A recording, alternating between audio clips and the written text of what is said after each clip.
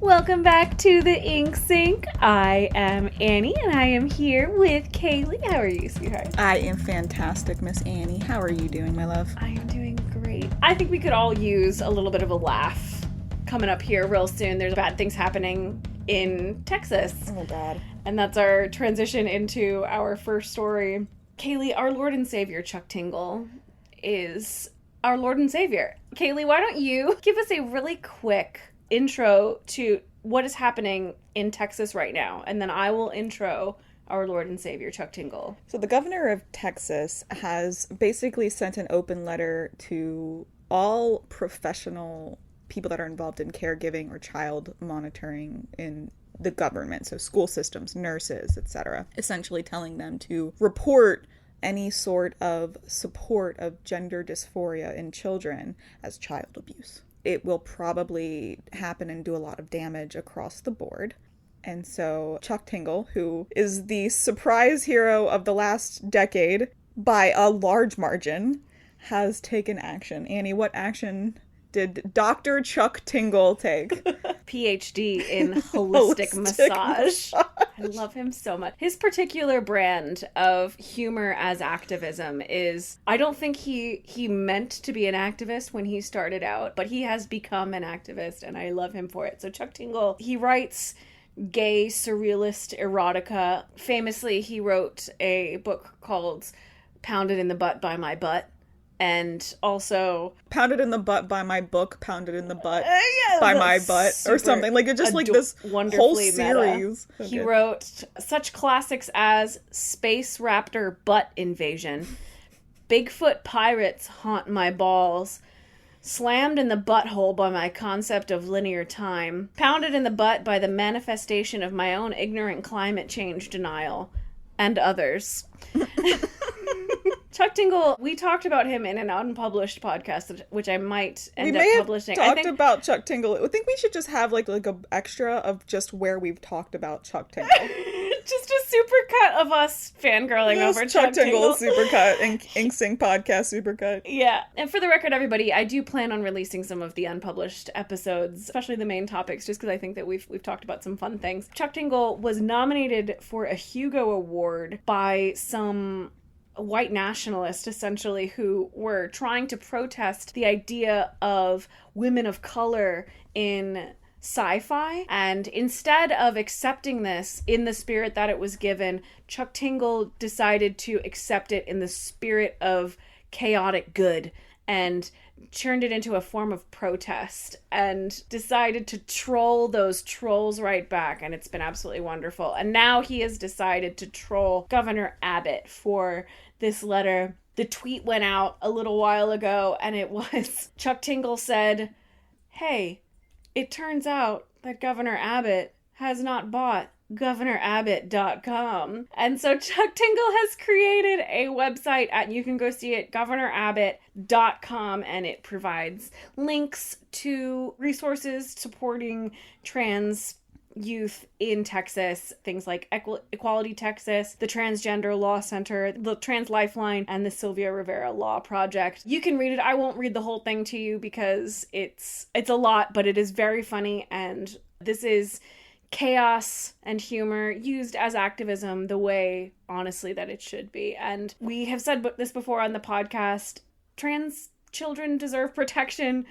Kidnapping children out of their homes is bad, which is not something we've had to say on the podcast before. I didn't realize this was a stance that we needed to hardline. It seemed obvious, but parents supporting their trans children by being there for them and giving them the gender-affirming treatment that they need is healthy parenting. Good job to these parents, even though they are being threatened. I wish them the best, and I hope that they continue to get all of the support that they need. If you listeners are looking for a way to help the trans youth of Texas, again, Equality Texas, the Transgender Law Center, Trans Lifeline, or you can just go to governorabbott.com and see some more of these resources along with some wonderful jokes by our Lord and Savior, Chuck Tingle, who is the patron saint of the library army of the Ink Sink. Thank you, sir, for your service. The speed and quality of humor.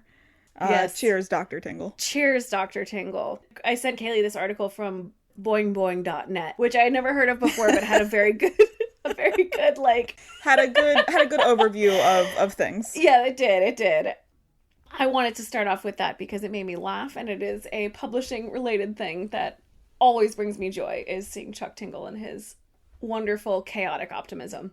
We do have news today, though. We actually do. That is news. To be fair, that is actually news because it is about stuff that has happened, but it was a little more lighthearted, perhaps. Yes. I do try to start off these episodes with something lighthearted because we need that in the world, I think. Is not great. It's always. We are our super niche publishing industry news podcast is not going to do great things for the world, but we can at least inject a little bit of giggles and smiles into it, and it's not going to change things, but maybe it'll help us all get through it. We try. We do. So we've got some updates on magazine culture and stuff coming out. We've gotten a lot of updates, actually. Very interestingly, the publisher Meredith is getting rid of the print runs of several of its magazines, and that includes Entertainment Weekly and several other magazines. You can see a full list. We'll link the sources for you here, but basically Meredith is going to be full digital imprint now. Full digital for almost all of its magazines. It is going to be keeping... There's a couple, I think. Better Homes and Gardens, People, and Southern Living, among some others. But they're going to be taking the frequency of those printed magazines down a little bit. And I thought that was incredibly interesting, especially juxtaposed with the news that Condé Nast, which is another magazine publisher which includes Vogue and Vanity Fair and some others, had a gangbusters. So its first profit in years. So I thought that was very interesting, and I think that it actually probably supports the Meredith decision to stop print publications because those are all digital. Reduce, yeah. And I think it was interesting also that, they're reducing the print publications, and then I think it said like they were going to focus on like increasing the quality of what they are keeping. Which is good. I felt like, honestly, I don't know about you, but for a while there, I was taking a lot of print subscription magazines. This was mostly in college, back when, print subscription magazines were more of a thing. Yeah. But I felt like it's genuinely true. Right up close to the end there, some of the quality was going very downhill very quickly. It was basically just getting clickbait in paper form. Yep. And so I'm glad that they have decided that what they really want to do is focus on quality for the print publications, and then keeping maybe some of the shorter articles, maybe some of the more online native content online only, which is probably good. Specifically, there was a lot of ink spilled on Entertainment Weekly stopping its print publication. And I get it. There's a lot of nostalgia there, but the entertainment industry moves so quickly. I was going to say, yeah, no, that makes perfect sense as far as it goes, because like you have to, like, that it's such a fast paced like news industry, and that's what matters to the people that care about celebrities, is what's happening right now, not what's happening 5 minutes ago.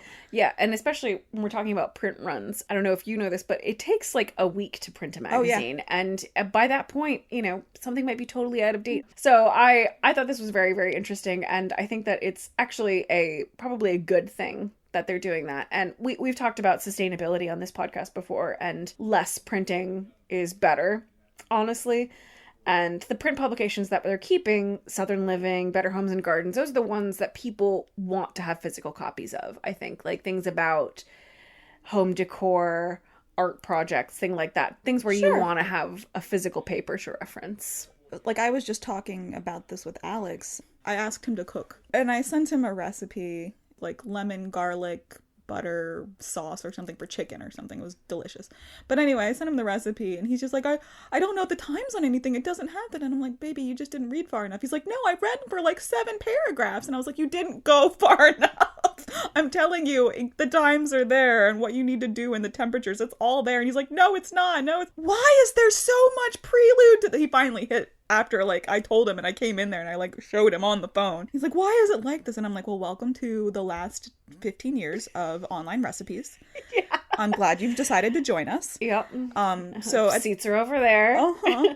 Buttons up here that says jump to recipe. Uh-huh. Like, so the point is either you pay in the time it takes to get there and the ads you look at, or you pay in buying the physical copy of the thing. The subscription. Yes, like the subscription, or like if you pick up a magazine or you pick up a book. And sometimes you just genuinely want to not have to deal with You just want the book or you want the magazine. And people that want that, they're going to want it for certain, like you were just talking about, hobbies and recipes and articles that for content that doesn't necessarily change, but you may want to reference like infrequently enough that you wouldn't always be confident in your remembering correctly. Those news sources were from What's New in Publishing and the Wall Street Journal. Actually, going back to What's New in Publishing, they published another article about how newspaper subscribership has decreased massively in the past decade, which was followed closely, I think even in the same day, published by another article from Press Gazette in the UK, where they were able to track how interested you would be in news based on your political party. They can make estimates. It's not like 100%, but it's like for sure. I thought that was fascinating. I agree, because it's accurate. I'm definitely fatigued. And so I'm 100% understand. If I feel like I don't need to monitor an active garbage fire, then I will take the time for self-healing and reflection and like rest. You know, self-care, not constantly paying attention to all the shitty things that are happening in the world if I think that there's something that's not actively about to injure me and the people around me. So, yeah, I mean, that's fair. That's also, so fair. I just noticed that I sent you the wrong link for that. That's okay. I was able. I found the right. I'm so info. Sorry. I found the right info. I think that was one of the ones I had to look up separately. My notes are such chaos to Kaylee sometimes, guys. Sometimes I'm writing notes for myself when I'm writing these. Sometimes you just vibing. I'm just like, here's a fact and an unrelated link. I was like, I don't think that's what she meant to send, but I can find it. Yeah, so I actually don't know what the source for that was. It says what'snewinpublishing.com, but probably not. Oh, I'm sorry. But staying with newspaper news, we talked a little bit about this a couple episodes ago about some newsrooms expanding their coverage and adding more reporters on specific beats. The Press Gazette and the AP both announced expansions to the AP newsroom, the Associated Press newsroom, and the Washington Post newsroom. The Washington Post is adding new positions in health and wellness, and the Associated Press is adding an entire desk for climate change, which I felt was a very timely and apt change. I don't know about you, but maybe I was reading a little bit too far into this, but so the Washington Post created about 70 new newsroom jobs, and several of them are in the health and wellness. You're on TikTok, right? I feel like a solid portion of the TikToks, and maybe it's just my For You page, but I think a lot of it is a lot of health and there's just a ton of interest in health and wellness. I know that the Washington Post was one of the early adopters of TikTok, so maybe that was part of it. But I think that they're definitely hitting into the zeitgeist with that big expansion. Oh yeah, I mean, it's for better and worse. I mean, that's a huge driver of consumption and traffic these days. And yes. I think those audiences are very engaged, and I think that's what we're seeing. And I think the Washington Post is responding to that. Yeah. And because again, I mean, we all kind of like to think of news as like an altruistic. I mean, it is technically a right, which is good, but it is a business. The Washington Post does need to make money. I saw an interesting statement. How boring the news is likelier on how trustworthy it is. It's like it's a likely metric for how trustworthy it is, potentially. The more sensational or shocking something is, the more likely it is to be trying to sell you something, or to, not always, to be fair, but in a lot of cases that definitely tracks. I think that goes back to in that Press Gazette article. So it was interesting. So they're pointing to the different major political leadership party-wise at the time. So, you know, general content consumption surged during our prior presidency. And then it's actually gone down for both parties, but less so for Republicans right now. So, and that's not necessarily something that they would have potentially predicted based on the findings, but they definitely have found that they can definitely say, like, your interest as, like, say, if your major party is in place or whatever, or a party that you at least nominally trust, you're kind of skimming without being laser focus engaged on the news, where some of us, that's what we were doing just every day, trying to figure out what is the truth and what's the BS in this particular day of headlines. So it was such an interesting article. That was actually a piece that was done through foreign analysis. Like, I don't know if I would have trusted anything domestically. Yeah, honestly, as I said, it came from the Press Gazette. Or... The Press Gazette, which is a UK news organization, and they were kind of looking over at the US. It wasn't something that came from the US. And I agree with you that if that had come from like a US think tank, I would have kind of side-eyed that data. But since it came from the UK, where they don't really have a personal stake it's a little bit easier to take it as a slightly more objective, like, that's interesting. Yeah, that's such a cynical thing to say, but it is the world that we live in. It's given us a little bit more of a jaded perspective on news that we kind of come across. And in fairness, as a grad student who is, being forced to look at the news, I feel like my news consumption hasn't really changed. Yeah, I was going to say, like, I'm slightly less spy thriller searching for like the real truth amongst the lies sort of deal. I'm just like, okay, these are things that are happening. I definitely was maybe a little more critical previously, for sure. Yeah. And again, shout out to the Press Gazette for that really interesting study.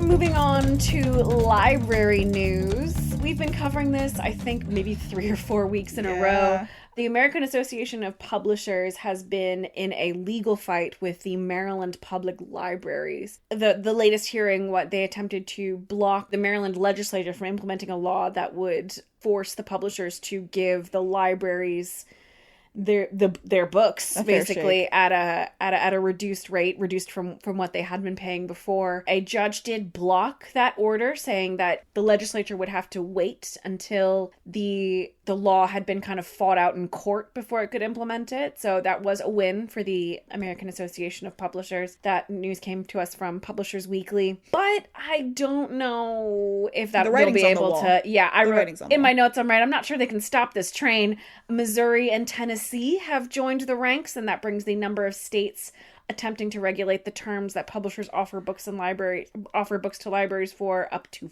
5 states. And it's going to just keep growing. And especially in the South, I think that there is a particular organization that works in the South that does great work in trying to protect consumer rights and tax dollars that are being spent for consumers. In this case, I think will probably be brought in. At this point, I think that's pretty straightforward. If you look in the article, they're just like, yeah, we just need to basically figure out a better wording, and then we're going to bring this right back, because that's what the judge said.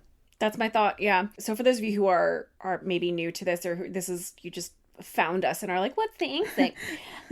This is our crusade. Welcome to it. Libraries are great, and they deserve to be better supported. We are very biased, but the news is that basically the American Association of Publishers represents obviously the publishers of America, specifically the Big Five, who have been genuinely forcing public libraries, to pay more for digital books, audiobooks, and ebooks than they had been paying for physical books. At this point, 5 library systems in 5 states have said that's not fair. Especially when it's something that they really felt the pain for over the pandemic. Exactly, yeah. So these libraries are being forced to pay more in a time when honestly everyone's cash strapped. This is an economic recession. We have been dealing with inflation for months and months and months now, and things aren't great out there. So the libraries went to their various legislatures, their state legislatures, and said, we would love if we could get some regulation to get these publishers to offer us more reasonable rates for these digital books. And the Maryland legislature acted first and implemented a law that planned to force the American Association of Publishers to offer more reasonable rates. That law has just been blocked, as we said, but as Kaylee and I said, I think the writing's on the wall. I think we're going to be seeing genuine, sweeping regulation. If we don't see national regulation, we're going to see it piecemeal. The rates are almost definitely going to be coming down. And maybe it's just us being biased and kind of hoping for it because we are such supporters of the libraries and this would be so good for them. But I think the fact that, we've had 2 more within the past few weeks, it's also just, it's states protecting themselves, because this is, again, tax dollars. And the more money that they can shunt elsewhere, they will. So they want to prevent, because if they can't fix this problem, then the libraries are going to have to ask for more money, because this is where content is going. Exactly. And so, so it's just a matter of... And those state legislatures being told, hey, pass this law and pay less money, they're going to be like... Enlightened self-interest. Cool. They'll be like, neat, awesome, where do we sign? It's exactly what's happening. I feel like that's the argument. It's very straightforward. So, and also, I again appreciate whoever reached out to you when we first introduced this topic. It was like, you should be less biased. Yeah. Annie has tried. I just want to support that. I have not, and I will continue to not. So, cheers. We're doing our best. Yeah. Moving on, another update from one of the long-running legal battles that we have been talking about. Sarah Palin sued the New York Times for defamation. We've talked about this before. It was an opinion piece that linked Palin indirectly to a shooting that took place several years ago. She sued the New York Times because she said that didn't happen.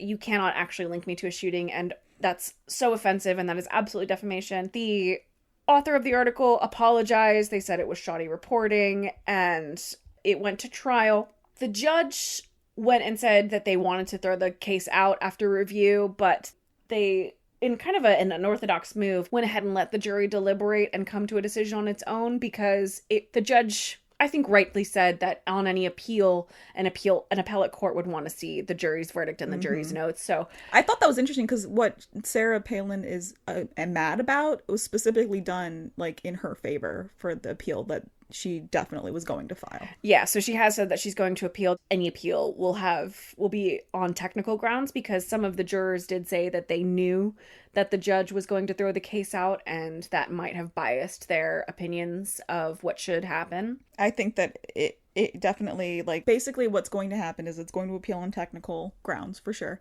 It's going to come back around, and the same decision is going to be rendered, because, again, it's a very difficult standard to prove, because you have to have malicious intent. You have to prove that. And legally, you need to have malicious intent in order to convict someone for defamation. Speaking of very nebulous, like laws, over the 100-ish years since this has been implemented, there are very few convictions on this, because it is a difficult standard to meet. Moving on, this is also from the Press Gazette in the UK. Facebook has not been meeting its commitment to curb misinformation. What? So, Kaylee, this is something that I would not have put into this roundup, but you have pushed for adding more social media stuff, because it does matter to publishing today. Mm-hmm. I think it does. I think that it informs. It's basically a microcosm of everything that's happening. It's just a much more pressurized, faster version of the wider occurrences. So why don't you tell us what's going on here? Guys, so Facebook, they've said that they're doing their best to curb misinformation, and they have, an independent group has done a review of the major players in misinformation campaigns. And specifically, it's just well-defined misinformation. This isn't like somebody's opinion, like well-defined misinformation related to climate change, especially. And Facebook is like, we label things that are reported or whatever that are clearly misinformation. And 93%, I think may have been the actual figure of the articles and posts, etc., were totally unlabeled. There was no real indication at all that there had been any question for the information that was presented. And considering, for 100% worse, how many people get their news from social media, it's bad. It's real bad. So good on them for getting called out. Do better. It's not hard. Then to do the bare minimum that you've already said you're going to do is not hard. Yeah, and I do want to belabor that point, because this is not just Annie and Kaylee sitting on their couch saying that Facebook needs to label climate misinformation. Facebook committed to labeling climate misinformation and then failed to do it. Failed to hit their own standards. You set the standards, guys, and you set them fairly low, and you still missed. Yeah, it's not that they are putting a label and saying, this fact is disputed. It was just when there is climate information, they were supposed to add a link that says, here's our climate hub with vetted facts. Yeah. And they just weren't doing that. So speaking of ways to better combat misinformation in social media, Annie, you found a very interesting article about how this misinformation spreads. I did? Yeah. Oh, yeah. So... oh, yeah, you did. I did. So George Washington, the university, not the man. Sorry. I cracked myself up. George Washington University did a study to look at how Facebook community connections happen. They were specifically looking into how groups on Facebook have become radicalized. Because I don't know if you've noticed this, Kaylee, but I feel like it's genuinely true. A lot of people's interactions on Facebook today are more governed by groups. People are kind of tuning out their main news feed. So people are connecting on these groups, and then those groups as a whole are becoming radicalized. They're kind of crystallizing into these activist groups, which I think honestly, for better or worse, is what Facebook wanted them to do, is to have these real world and online world connections. And so George Washington did a study. So basically they found that mainstream communities were exposed to misinformation from two different sources. First of all, through alternative health communities, which are promoting positive messaging. So it's kind of promoting misinformation, but couching it in like a sunny perspective. And then also these kind of tightly bonded, but under the radar communities where their whole point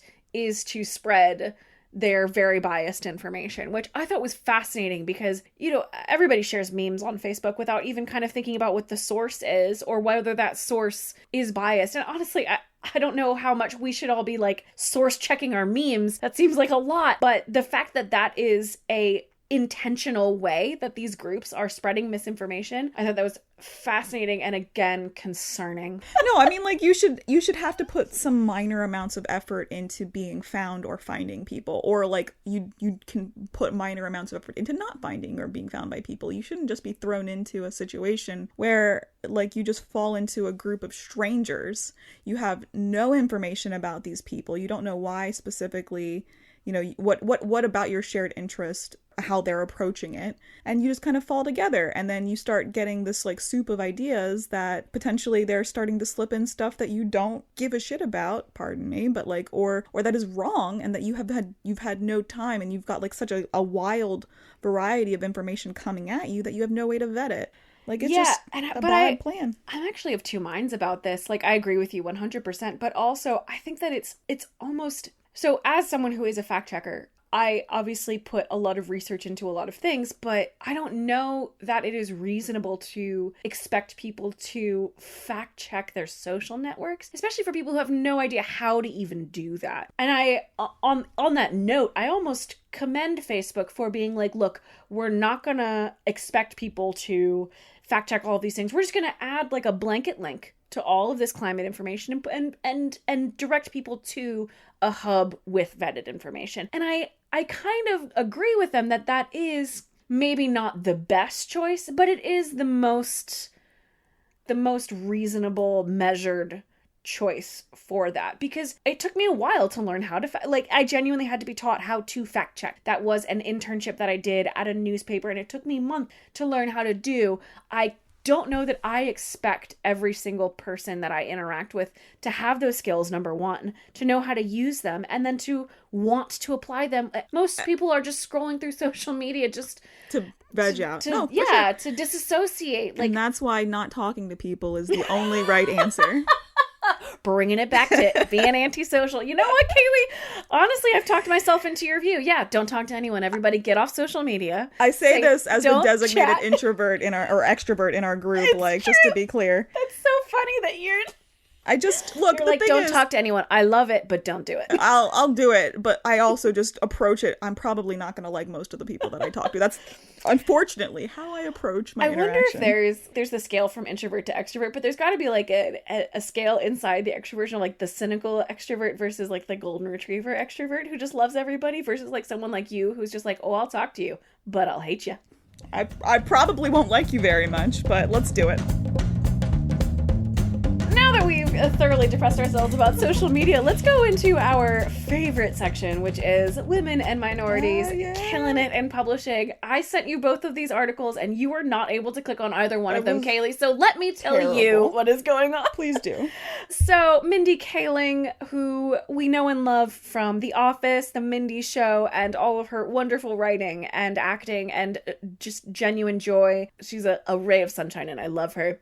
She is partnering with Amazon on a new imprint. They're calling it a story studio, which I think is a very charming name. It's a little precious. But it is an imprint. She's going to be doing mostly short form prose. So Amazon Studios acquired first look rights for Kaling's forthcoming novel and essay collection. The collaboration is meant to do specifically books published by Kaling from emerging and established voices in late 2022, and that comes from Publishers Weekly. Congrats to Mindy Kaling. That is so cool. Keep on sparkling, girl. Absolutely. Good for her. The other news and minority that we have to talk about, this is from the Poets and Writers magazine. It is about a collective called Lamp Black. Let me read you their description of themselves. That's a good idea. This quote comes from Paige Ayanna Morris, who helps edit Lampblack, the organization's magazine. One of the primary goals in founding Lampblack was about the very real material needs of Black writers that I think are often glossed over when we discuss literary lives and literary careers in community. We wanted to find a way to directly support Black writers without that structural gatekeeping. You don't have to be a winner of a fellowship. You don't have to be in an MFA program. End quote. So Lampblack was able to raise funds and essentially just give it out to writers of color, and they're also publishing a magazine called Lampblack. You can look them up. It is made up of 21 Black writers, mostly alumni from the MFA program at Rutgers University Network. I'm going to go ahead and plug their Twitter account on the show notes as well. So congrats to those guys for getting a full write-up in Poets and Writers. That's is awesome. Super awesome. Now that I fully know everything about it. Yeah. Keep on sparkling, everybody. Yeah, that's great. Great job. And now for our favorite section. Kaylee, what are you reading? I'm still reading Gideon the Ninth. I did take a break, but I am returning back to Gideon the Ninth, which it remains very funny. One of the scenes that were tickling me before the most was just Gideon just chipping into her shitty old chest so she can keep her longsword with her, and like a little teddy bear. Like, that was just so comical to me. That was so cute. She's like, I'm gonna take it with me.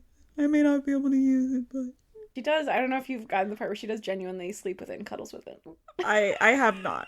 It's very cute. I'm not surprised, though. Like, one of those things, like, you didn't know but aren't surprised by. Yeah, right. Annie, what are you reading? Kaylee, I am reading... I'm back on my nonfiction game. I am reading a book called Factfulness, which... I get what the book is trying to do. So it's trying to be like a, you're wrong about the world, like, and here's some stats. But I think that it doesn't really take into account that the stats are still quite depressing. It's like, be optimistic. The world is doing a lot better than you think. There are only 1 billion children in poverty and starving. And you're like, oh, cool. Like, I get it. You know, the point is, like, things are getting better. And they're much better than they used to be. And here's a line showing that this line just keeps going down and kids keep getting food. And it's super awesome. The infant mortality rate is dropping all over the world. And that's so awesome. But then it's like they put out stats that are like only 4 million babies died today. And you're like, oh. I've definitely seen posts on the internet that did this better than what you're describing right now. The tone is so strange.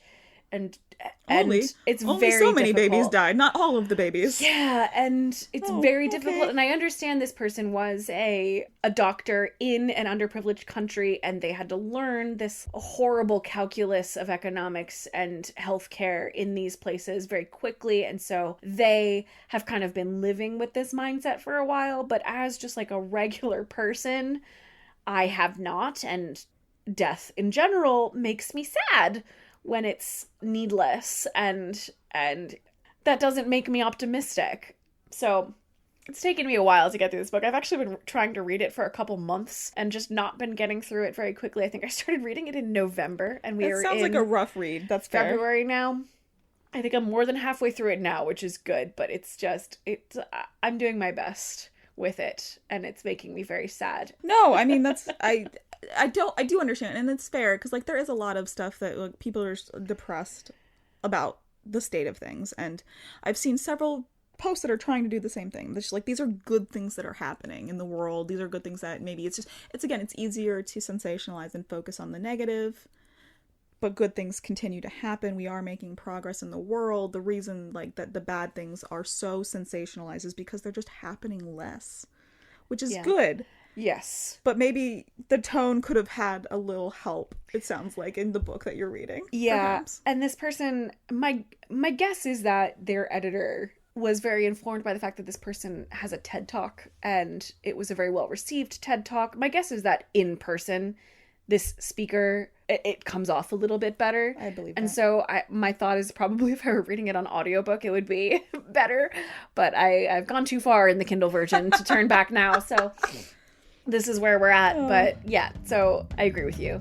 The tone is really my issue with it now as I'm speaking about it, I'm realizing. And today we are going to be getting into book banning, why it happens, how it happens. We're also going to be talking a little bit about book banning in the on the other side, which you might not often hear about. So stay tuned for that. We are going to take a quick break and then be right back with our main section.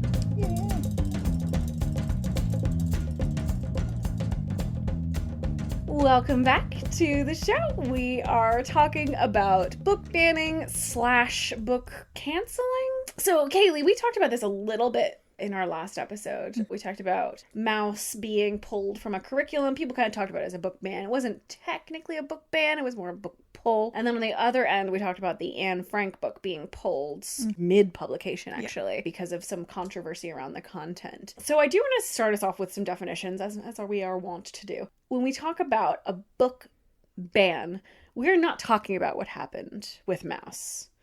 What is a book ban, Kaylee? So a book ban is where it is actually genuinely made illegal in some form or fashion by a representative in an official capacity. So like this county, your state, the federal legislature, for whatever reason, and not just in our country, but like in other countries too, like the government in general. So for the most part, you'll see book bans and book ban lists, but they're not actually banned books per se, for the most part. Controversial books might be a better name, but it's not as buzzy. And we've banned book, it's alliterative. It rolls off the tongue. It's true. So, I mean, we've had just classics and stuff. Like, there's just ever since we've had like, basically when print became such an easy medium to get out to the people, when literacy became more prevalent or was starting to become more prevalent, that's where it started. I don't like the content in this book because it's given the people ideas. And whatever those ideas were, there was a problem for somebody. So you've got people that are against, like Uncle Tom's Cabin was protested. I mean, and even at the time, not necessarily as it's being protested now for the approach to the content creation, but like because it was giving people ideas about whatever. Basically, it's been a problem since like popular fiction and pulp fiction became more easily accessible and cheap enough to be consumed by the masses. I do want to talk about when you see a news article talking about book bans, what are we talking about here? So we've actually talked about this before a couple times. Again, shout out to Shelf Awareness for keeping on top of this. The American Association of Booksellers, American Booksellers Association. That's the one. Has been kind of going through this discussion a lot. They've not banned books, but it is a lot of the slippery slope arguments in that arena are being made about banned books. Basically, they walked back some protections for independent booksellers to focus more on supporting marginalized voices. And some people were upset about that because in their minds, books are meant to start conversations and there's a fine line that needs to be walked. And I think genuinely the Booksellers Association is doing a very good job of walking that fine line. They are choosing to concentrate their resources on supporting and protecting marginalized voices. But I think that really brings up the fact that there is kind of a fine line between refusing to carry a book, refusing to promote a book, and just repressing a view that you are uncomfortable with. For example, I am often uncomfortable with the idea of slaughtering animals. I was a vegetarian for a very long time. I would still be a vegetarian if my doctor had not forced me to start eating meat. Your body, unfortunately, like it genuinely rebelled. Like this is a whole separate. It dragged you down. It did, unfortunately. It wasn't you at all. Ladies and gentlemen, living with IBS is not fun. Anyway, I very much get uncomfortable reading about, for example, the fast food industry, butchers in general, just people killing animals. That stuff makes me uncomfortable. Mm-hmm. But it would be very silly for me to come out and say, oh, we should never have books that discuss this. They're important topics. Like cruelty in the animal industry, you have to talk about like the animal industry. Agreed. And I do want to also add another perspective there. If I ran a bookstore, I wouldn't carry those books. Mm-hmm. That would be my choice as a business owner. And I think that is also part of this fine line that we're talking about. So when we talk about banned books today, I think a lot of people, when they say banned books, they mean either something that's being pushed out of the public school system or something being pushed out of like a quorum of libraries or a quorum of bookstores. Mm-hmm. Like if Barnes & Noble refused to carry something, I think people would call that a banned book. What's been happening recently, and we talked about this a little bit in our news section, a lot of Facebook groups have been kind of radicalized and crystallized, especially the parenting groups, to protesting specific content in kids' schools. And schools are kind of a hot button topic right now. Anyway, we're again recording this in February of 2022. We're still in the middle of a pandemic. We're kind of coming out of it, but now that I say that, there's probably going to be another variant. And we definitely jinxed it. Sorry. Sure.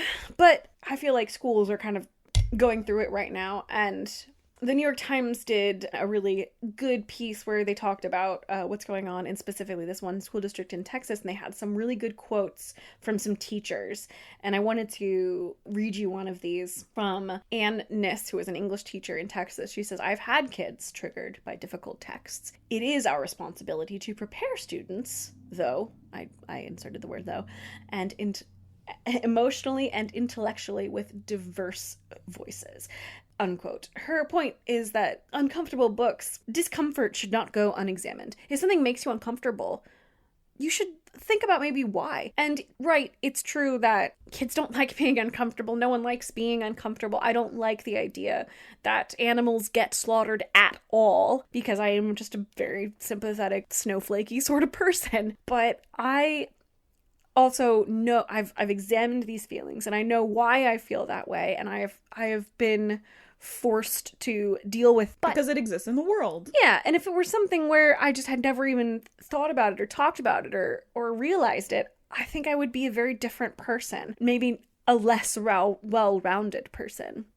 And that's kind of the point that these teachers are making. Well, it's not just that, it's just that, again, focusing on the fact that like parents are being radicalized and in trying to impact the school systems aggressively. Where do you want people to encounter difficult ideas? Do you want them to encounter them in a space that is at least mildly protected and they're supported and they can work through these ideas?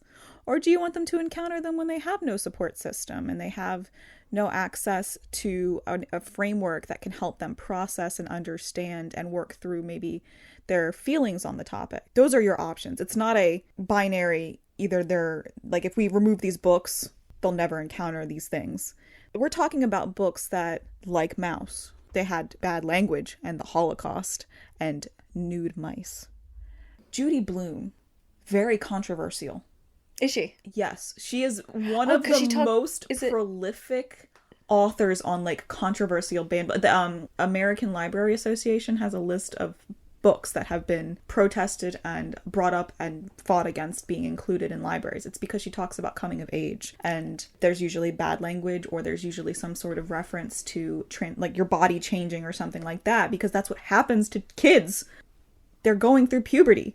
I don't understand why this is such a controversial topic, but and that was just baffling to me. Like, it was just so frustrating, because she's not like telling them to go do drugs and snort coke or drink or whatever, take a bender and go steal a car. She's just genuinely got characters that are going through these kids that's her age group are going through, and gives them a framework to work through things that they may be going through right now, or that they're going to be going through soon, or that they've been struggling with. Again, where do you want your kid to encounter these things? Because they're not going to talk to you about everything, even if you have a great relationship. That's just what teenagers do. And that's assuming you have a great relationship that you've managed to foster. I sometimes wonder how much of the backlash here is just parents that don't know what to do with their kids, and they're just like freaking out and just aggressive and combative for that reason. They need the information. They do, and they need it from multiple sources so they can figure out how they want to think or understand or feel about a thing. You can't just do something once and then it's over, especially for something as huge as becoming a whole person. That is what your child is doing. They are not a person like in their entirety yet. They're still learning what the world is and how they want to be in that world, and you have to give them the tools to figure out how to process everything, or it's not going to go well for them. That's bad things happen. I agree with you. And on the other end, again, referencing back to something we were talking about last episode about the Anne Frank accuser book, this is kind of on the other end, is not, something being published and then being contested. It's something being contested before or in the middle of getting published. I wanted to bring this up because we've seen a lot of this recently with political memoirs coming out, people trying to talk about what's been going on in politics in the past few years, and the past few years have been extremely contentious in politics, and the workers of some of these publishing houses are saying, no, I don't want to work on this book. I don't want to be a part of publishing this book. And that is their right as workers to say, I don't really want to do that. And it's the right of the business to say, I don't really want to do that, and, to kind of pass on it. I sent you this story from The Guardian about a publishing company called Skyhorse, which has been actually kind of going in and getting a lot of attention for picking up some of these political memoirs that have been canceled is a bad word, but been contested on the publishing side. Well, I think it's, again, a matter of enlightened self-interest more than anything. It's like they can get the money, but also that it seems to be like... Agreed. I think the person who runs Skyhorse, Tony Lyons, is very much thinking in the realm of, sometimes you need to publish the view that makes you uncomfortable. You need to talk to the people who you disagree with. You need to hear their side, and this is his way of doing that. So for better and worse, like, for example, and just to be clear, like, he's published COVID misinformation. He's also published the reverse of that.